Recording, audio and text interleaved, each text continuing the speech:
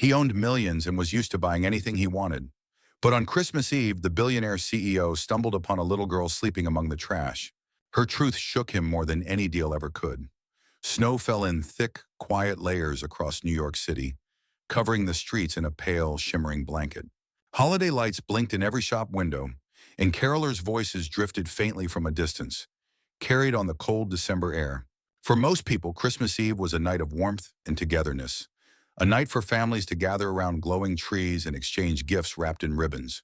But for Michael Anderson, the 30-year-old CEO of one of the city's most powerful investment firms, it was just another night that he had to get through. He walked down Broadway with his shoulders hunched, hands deep in the pockets of his tailored coat. His phone never left his grip. Even now, on a night when everyone else had stopped working, his inbox buzzed with reports, contracts, and proposals.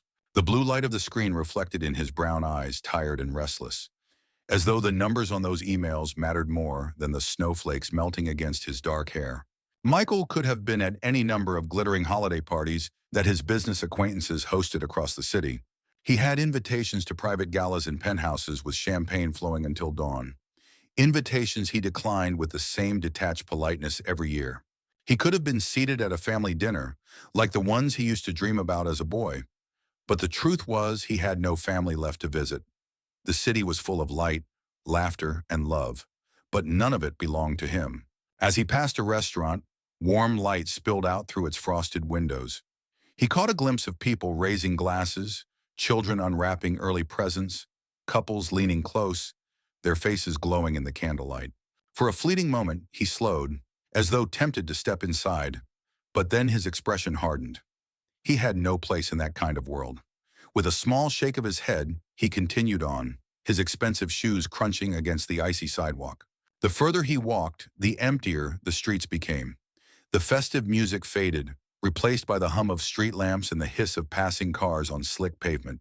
The night pressed in colder and darker, and the only company he had was the echo of his own footsteps. Somewhere inside him, a voice whispered that this was all his wealth had bought him. Silence and solitude wrapped in luxury. His apartment awaited him, all polished glass and steel, with a view of the city that stretched for miles, but offered no comfort at all. Michael adjusted the scarf around his neck and exhaled, his breath curling white into the air. He told himself he preferred it this way, that he had chosen ambition over sentiment, control over chaos. Yet as he watched families hurry past with bags of last-minute gifts, children squealing with joy, something inside him twisted. He walked faster, as though he could outpace that feeling, unaware that just a few streets away, fate was waiting to place someone in his path who would tear open the silence he had built around his life. The city sparkled around him like a stage set, but for Michael, Christmas Eve was nothing more than a night of shadows. And in those shadows, he was about to find something that no amount of money could ever buy. The festive glow of the city seemed to fade as Michael turned down a quieter side street. The music and chatter of holiday shoppers slipped behind him until there was only the crunch of his shoes on snow and the low hum of a flickering street lamp. The air was sharper here, cutting against his face, carrying with it the faint sourness of trash bins lined along the alley. He was lost in his thoughts, thinking about nothing and everything at once, when something unusual caught his eye. At first, it looked like just another bundle of discarded fabric piled near the dumpsters. The city was full of them, blankets thrown away, old coats crumpled in the cold. But as Michael walked past, a small movement rippled through the bundle. He froze, his instincts sharpened, a quiet alarm ringing in his chest. Slowly, he stepped closer, the snow crunching louder than it should in the silence. When he leaned down, his breath caught. It wasn't fabric at all. It was a child. A girl no older than 7 lay curled up against the metal side of the dumpster, half wrapped in a torn blanket that looked as though it had been dragged through the streets. Her hair, a wild shade of reddish-brown, was tangled and matted, falling across a face that was pale with cold. She clutched a worn-out doll to her chest, its dress stained and its button eye missing, as though it were the last piece of comfort she owned. Michael felt the shock strike through him, sharp and immediate. For a moment he simply stared, his mind refusing to accept what his eyes showed him. It was Christmas Eve. People only a few blocks away were singing, celebrating, feasting, yet here was a child, sleeping on garbage bags in the freezing night.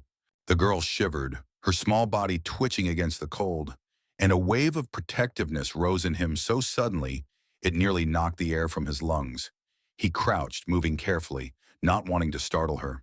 He could hear her faint breaths, uneven and shallow. She stirred slightly, her doll slipping in her grasp, and whispered something in her sleep that he couldn't quite hear. God! The word escaped him before he even realized he had spoken it. His first thought was to call someone, an ambulance, the police, social services.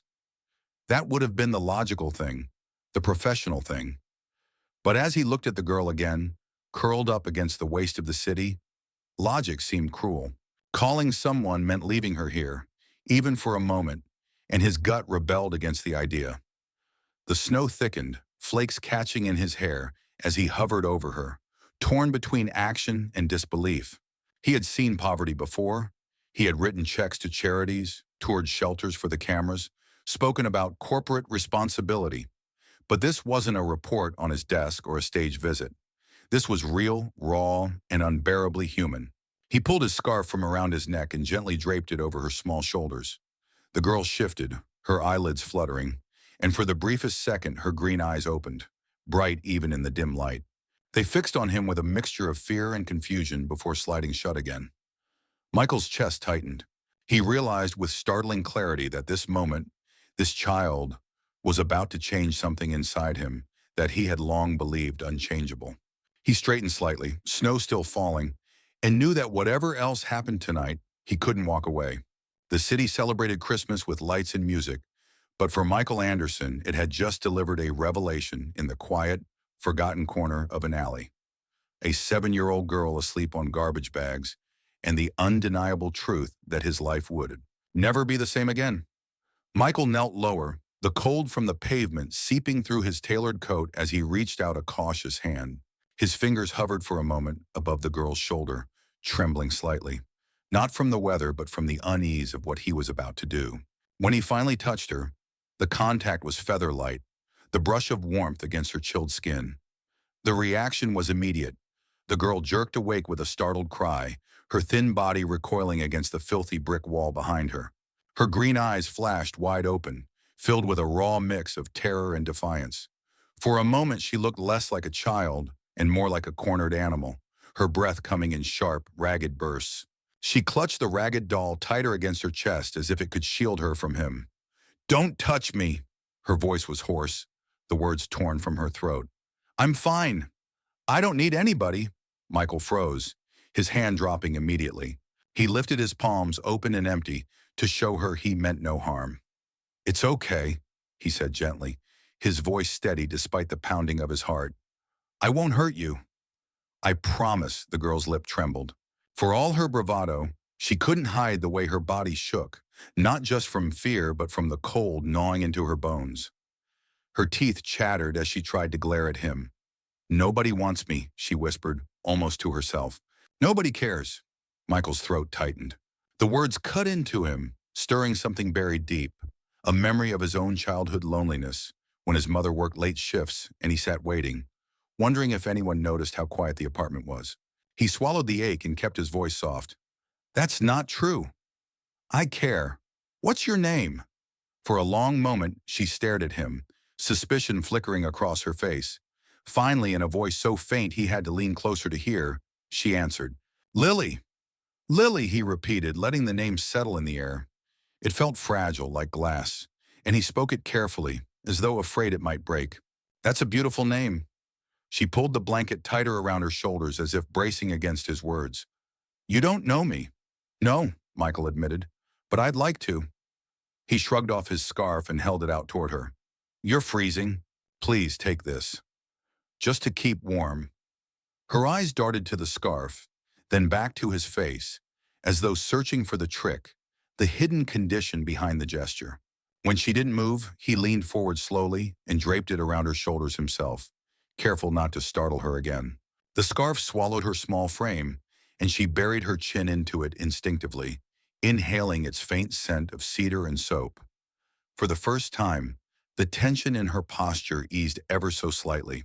She was still wary, still watching him with guarded eyes, but the trembling in her hands lessened.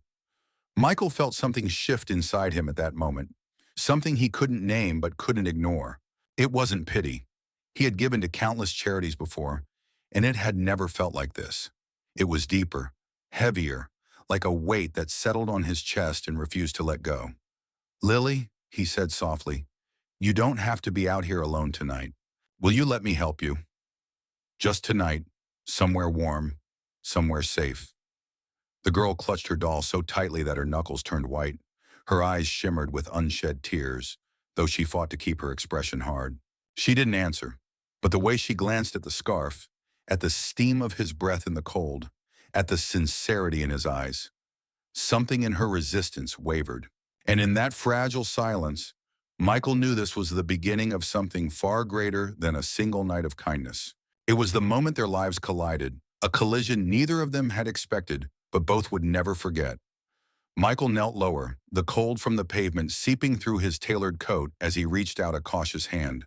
His fingers hovered for a moment above the girl's shoulder, trembling slightly, not from the weather, but from the unease of what he was about to do. When he finally touched her, the contact was feather-light, the brush of warmth against her chilled skin.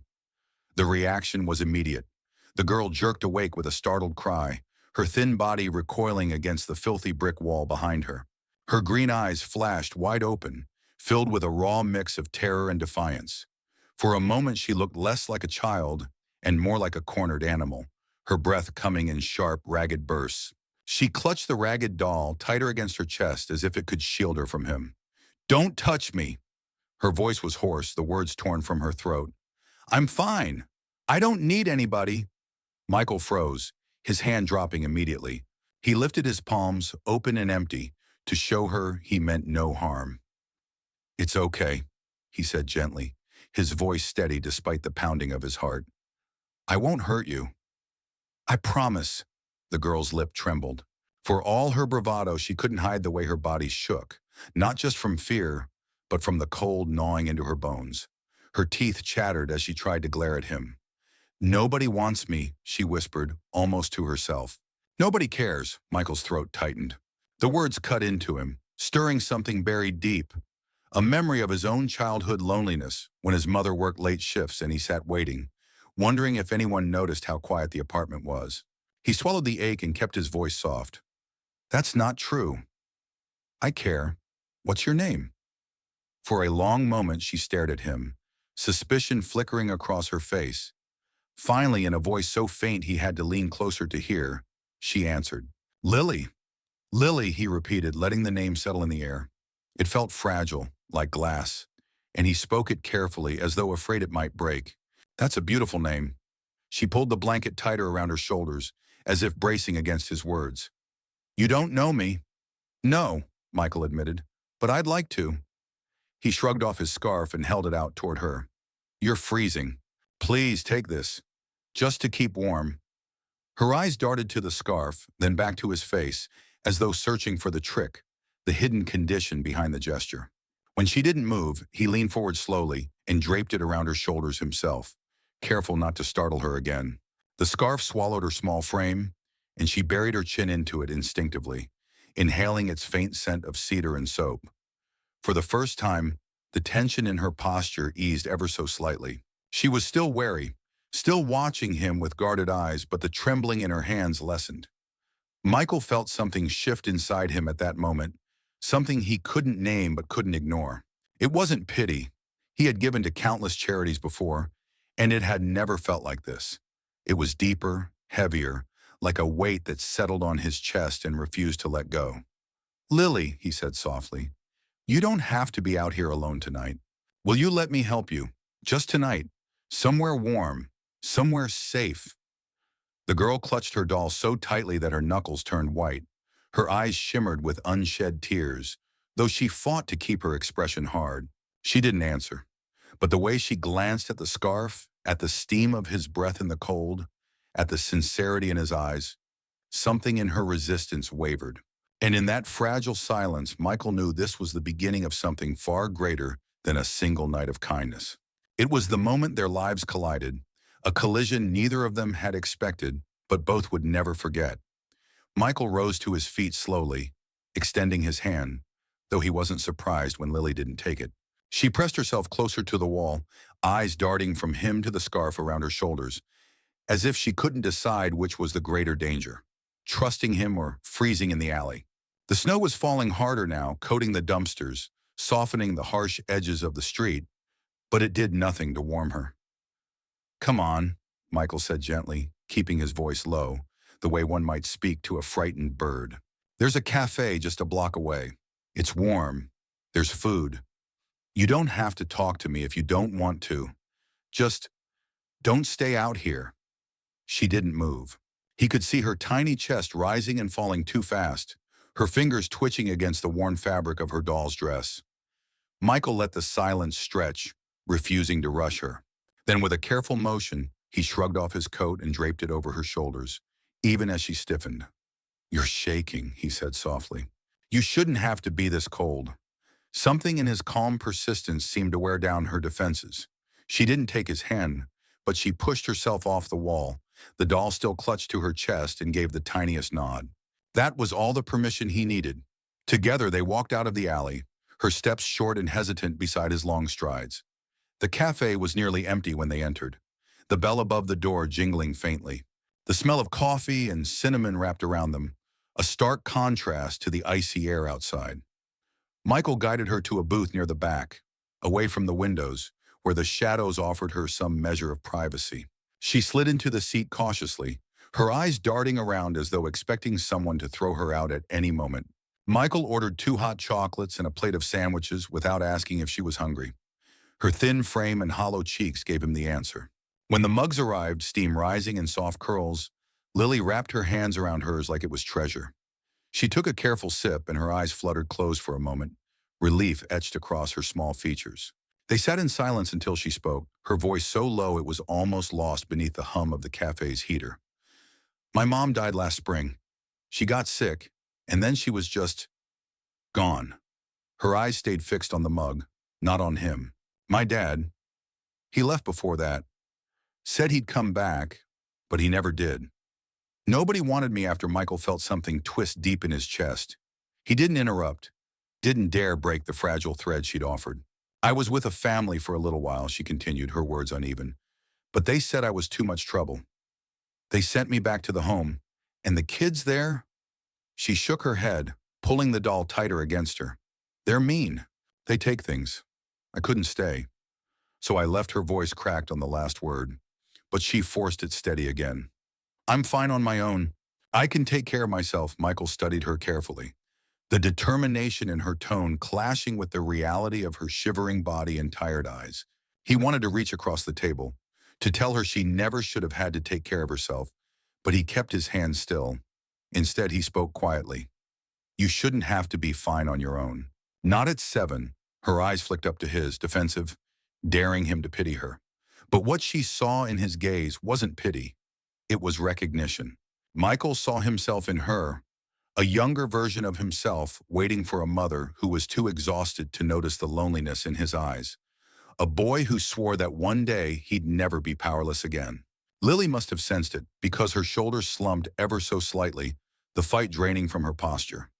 She sipped her chocolate again, and for the first time since he found her, the tension in her frame softened. Michael leaned back in the booth, his mind racing. Logic told him to call child services, to hand her over to the system that was meant to protect her, but his heart rebelled. He thought of her lying in that alley, buried in a blanket of snow, and knew with an unshakable clarity that if he let her slip back into the cracks of bureaucracy, he would never forgive himself. He didn't have the full answer yet. He only knew one thing with absolute certainty. He wasn't going to walk away from Lily, not tonight. Not ever. That night, long after the cafe had closed and the city had quieted beneath a blanket of snow, Michael found himself pacing the wide living room of his apartment. The space, usually so immaculate and cold, seemed almost unrecognizable now. On the sofa lay a girl bundled in layers of borrowed blankets, her red-brown hair fanned across the pillow, the battered doll still locked in her small arms. She had fallen asleep within minutes of arriving, exhaustion pulling her under so deeply that not even the glow of the Christmas tree lights could stir her. Michael stood at a distance, hands in his pockets, watching her chest rise and fall. He had brought people into this apartment before, business associates, assistants, women he had dated briefly, but never like this. Never a child, never someone who carried so much raw fragility and unspoken pain. He felt like a stranger in his own home, as if she had somehow rewritten the walls simply by being here. The rational part of him fought hard. He should call someone. Social services, a shelter, someone equipped to handle this. He wasn't trained for this. He was a CEO, a man whose life revolved around numbers, contracts, mergers. His world had no place for toys scattered across the floor or school lunches packed at dawn. He barely remembered to eat dinner most nights. But then he looked at Lily again. Her tiny fingers gripped the edge of his scarf, still wrapped around her neck as though it were a lifeline. Her lips moved faintly in her sleep, whispering words he couldn't make out. And in that moment, all the logic in the world felt small compared to the pull in his chest. He couldn't put her back on the street. He couldn't consign her to another cold institution where she would be just a number on a list. He sank into the armchair across from her, elbows resting on his knees, and pressed his hands to his face. His mind was a battlefield, practicality and compassion clashing with every breath. He thought about the empire he had built, the endless accounts and properties and influence. He could buy almost anything he wanted. Yet here was something he couldn't purchase, something that terrified him with its weight. Responsibility for another human life. The hours dragged on. At one point, he slipped into his study and called his lawyer, even though it was well past midnight. The man answered groggily, irritation thick in his voice, but Michael didn't give him a chance to complain.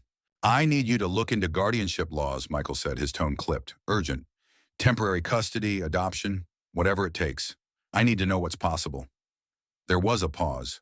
"Michael," the lawyer said slowly, "it's Christmas Eve. Are you serious?" "I've never been more serious," Michael replied. His reflection in the darkened window showed a man he barely recognized, still in his expensive clothes, but with eyes burning with a resolve he hadn't felt in years. When he returned to the living room, Lily stirred, letting out a soft whimper. Instinctively, Michael crouched beside her, unsure if he should wake her or let her dream.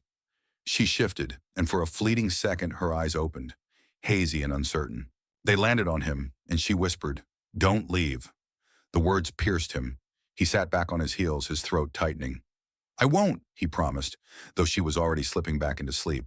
Michael stayed there long into the night, keeping watch as the snow outside drifted down in endless silence. His phone buzzed with unanswered messages, contracts waiting, people demanding his attention. He ignored them all. The only thing that mattered was the small figure sleeping on his sofa, and the unshakable truth that had taken root inside him. This wasn't temporary. He had already made his choice. By the time dawn painted the city in pale light, Michael Anderson, the man who once defined himself by wealth and solitude, knew with absolute certainty that his life had changed forever. And as he brewed a pot of coffee, exhausted but strangely alive, he whispered the thought aloud for the first time, almost afraid of how much he meant it. "She's not going back. Not while I'm here." The days that followed were a blur of paperwork, phone calls, and battles Michael had never imagined himself fighting.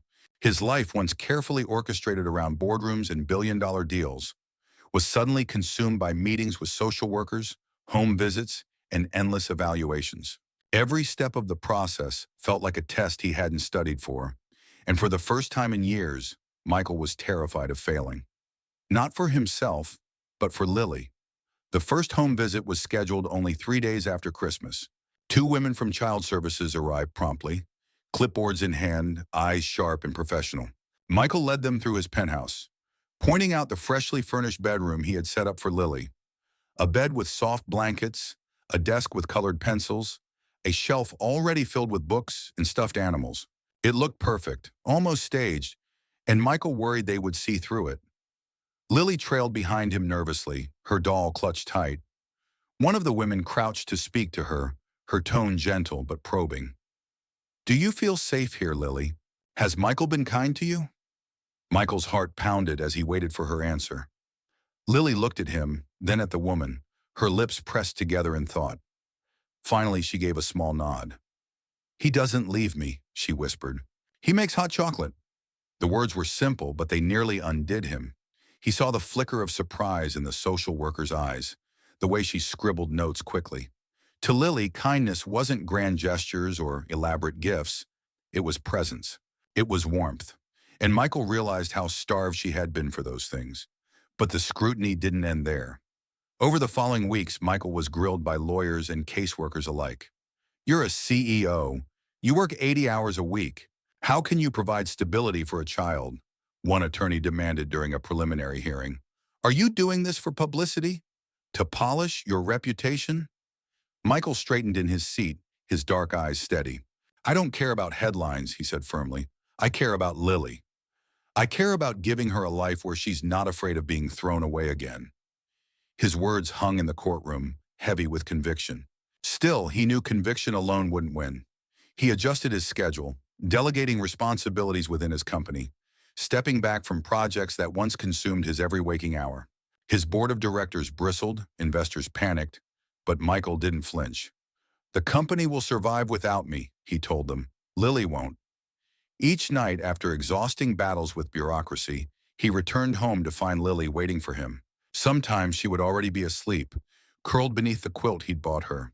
Other times she would sit at the kitchen counter, coloring quietly, the doll always by her side. She never asked about the meetings, but she always looked up when he walked in, her green eyes searching his face. And every time Michael felt a surge of determination. He couldn't let her down. Slowly a rhythm formed. Mornings began with cereal and cartoons. Evenings ended with bedtime stories read in a voice he hadn't used since childhood. Michael discovered he was clumsy at first, burning toast, tripping over toys, fumbling through storybooks. But Lily never laughed at him. She watched him with a cautious kind of wonder, as though she couldn't believe he was really trying. And through it all, Michael began to change. The walls of his penthouse, once sterile and silent, filled with color and sound. Sticky notes with Lily's doodles ended up on his refrigerator. Small shoes lined the hallway. The emptiness he had lived with for years was quietly being replaced by something he had almost forgotten how to feel. Family. Yet the fight wasn't over. Court dates loomed, background checks dragged on, and reporters circled the story like vultures. Michael could feel the weight of the world pressing down on him, but whenever doubt crept in, he thought of that first night, the snow falling, Lily curled in the alley, and the way her voice had cracked when she whispered, "Don't leave." He wouldn't. Not now, not ever. Even if it meant tearing apart the life he had built, even if it meant standing alone against the system, he was prepared to do whatever it took. For the first time in his life, Michael Anderson wasn't fighting for profit or power. He was fighting for a little girl who had been left with nothing, and that fight gave him more purpose than all the millions he had ever earned. The courthouse was crowded that morning, the air buzzing with anticipation that had nothing to do with holiday cheer. Michael adjusted the knot of his tie with hands that were steadier than he expected, though inside his stomach churned. He had faced boardrooms full of hostile investors, had stared down rival CEOs across negotiation tables, but nothing had ever carried the same weight as today. Today wasn't about money, status, or power. It was about Lily. She sat beside him in the waiting area, swinging her legs nervously from the wooden bench. Her doll rested in her lap, its frayed dress smoothed carefully as if preparing for its own hearing. Michael leaned down slightly, whispering, "You doing okay?" She gave a small shrug, her green eyes scanning the polished floors, the lawyers pacing, the families clustered together. Then she slipped her tiny hand into his, gripping tighter than she probably realized. That single gesture made his throat tighten. When the bailiff opened the doors, Michael rose, his hand never leaving hers. They walked into the courtroom together, the buzz of whispered voices following them. Reporters had caught wind of the case weeks earlier, branding it the billionaire adoption story. Michael had ignored every headline, but he could feel the weight of their eyes now, eager to see if this was just another publicity stunt. The judge, a woman in her 60s with sharp eyes softened by years of compassion, presided from the bench. Her gavel rapped once, bringing silence to the room. "We are here to finalize the guardianship petition of Michael Anderson regarding the minor child, Lily Harper," she said, her voice clear and firm. The proceedings began with testimony. Social workers took the stand, presenting their evaluations. One by one, they described Michael's efforts, the safe home environment, his attendance at parenting classes, the way he had rearranged his company obligations to prioritize Lily. They spoke of the nights they visited unannounced, only to find him cooking dinner clumsily while Lily laughed at his burned pancakes or reading her bedtime stories until his voice grew hoarse. But there were also challenges. Opposing counsel raised questions with pointed sharpness. Mr. Anderson, are you prepared for the long-term demands of fatherhood? You are a man whose life has revolved around wealth and business. What happens when your company suffers because of this distraction? Will the child become secondary? Michael rose to answer, his dark eyes steady. I've spent my life building an empire, he said, his voice resonant in the hushed courtroom. And I learned that empires don't matter if you come home to silence. Lily isn't a distraction. She is the reason I want to be better. If my company suffers because I choose to be a father, then so be it. Companies can recover. Children cannot. There was a ripple of murmurs through the crowd, quickly silenced by the judge's gavel. Then came the moment everyone waited for. Lily was invited to speak if she wished. She stood timidly, the doll clutched tight, her voice trembling but clear. I didn't have anyone, she said, looking straight at the judge. People kept leaving me. But Michael, he stayed. He makes me feel like I matter. I want him to be my family. Her words struck the room with a power no lawyer could match. Michael felt a sting behind his eyes and had to blink rapidly to steady himself. He wanted to scoop her up then and there, but he forced himself to stay still, to let her have her moment of strength. The judge leaned back, considering everything she had heard. The silence stretched, the weight of the decision pressing on every heart in the room. Finally, she lifted her gavel. The court finds that Michael Anderson is fit and willing to serve as guardian and adoptive parent. Effective immediately, guardianship is granted. Congratulations, Mr. Anderson. The crack of the gavel echoed like thunder. Lily gasped, her eyes wide, then turned and flung herself into Michael's arms. He caught her, holding her close. The doll squished between them. Tears burned his eyes as he whispered into her hair, "You'll never be alone again." "I promise." The courtroom erupted in applause, though Michael barely heard it. Reporters scribbled notes, cameras flashed, but none of it mattered. The only thing that existed in that moment was the small girl in his arms and the truth that, for the first time in his life, he wasn't just a CEO, a billionaire, a man defined by wealth. He was something far greater. He was a father. Snow fell softly outside the wide windows of Michael's penthouse, blanketing the city in white. Inside, the atmosphere was unlike anything the apartment had ever known. The sterile quiet that once echoed off its marble floors and glass walls had been replaced by laughter, music, and the warmth of a family. A tall Christmas tree stood proudly in the corner, decorated with ornaments Lily had chosen herself, some elegant, others handmade, uneven and bright with glitter. Stockings hung by the fireplace, one with Michael's name stitched neatly, and beside it, one with Lily's name in bold red letters. Lily sat cross-legged on the floor in her pajamas, her hair falling loose around her shoulders as she tore into a gift wrapped with far too much tape. She let out a delighted squeal when she uncovered a brand new set of paints and brushes, her green eyes shining with a joy that made Michael's heart ache in the best way. She scrambled up and threw her arms around him without hesitation. "Thank you," she cried, her doll dangling forgotten at her side for the first time in months.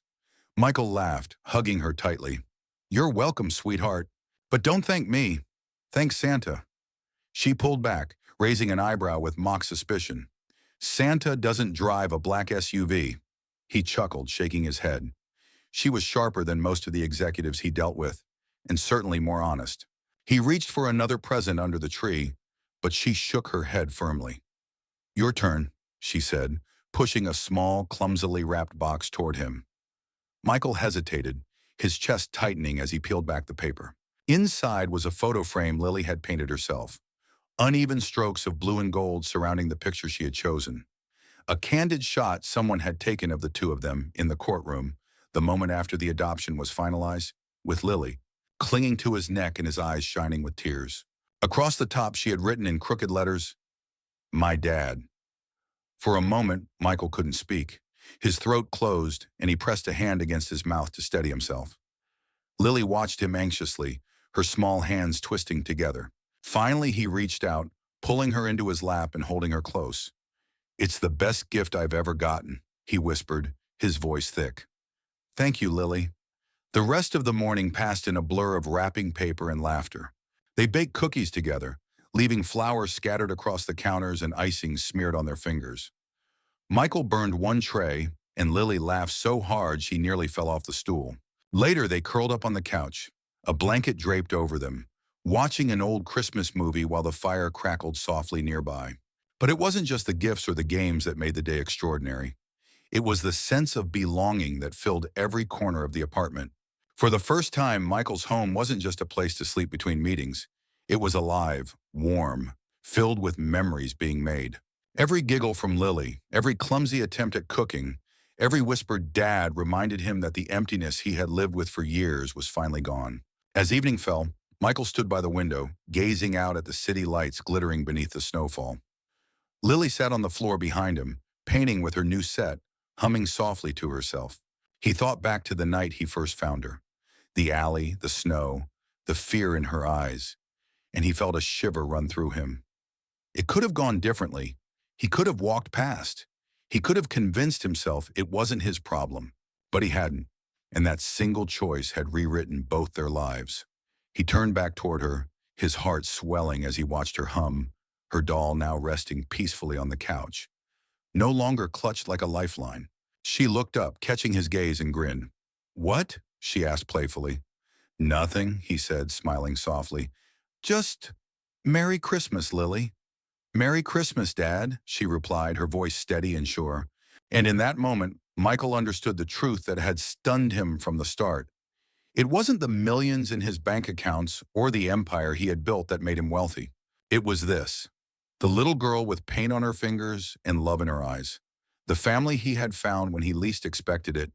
He was no longer just a CEO, no longer just a man defined by his fortune. He was a father. And in the glow of the Christmas tree, with Lily's laughter echoing through the room, he realized he had finally discovered what it meant to be truly rich. In my view, the true strength of this story lies not in its fairy tale elements, but in the way it peels back layers of what wealth and success really mean. A man who defined himself by power and control discovered that a single, fragile life could matter more than all the deals he had ever signed. It's shocking in the best sense, not because of scandal or tragedy, but because love appears in the unlikeliest of places, an alley on Christmas Eve. For me, the ending feels powerful because it transforms loneliness into belonging. The billionaire doesn't just rescue a child, he allows himself to be rescued from his own emptiness. That reversal is what makes the finale so moving. It's a reminder that sometimes the richest gift isn't what you can give, but what you are willing to receive. Love, trust, and the responsibility of being someone's family. This story leaves me with a sense of hope, that even in a world obsessed with money, image, and power, humanity can still cut through the noise. And perhaps the real miracle of Christmas is not found under a tree, but in the courage to open your heart when fate places someone vulnerable in your path.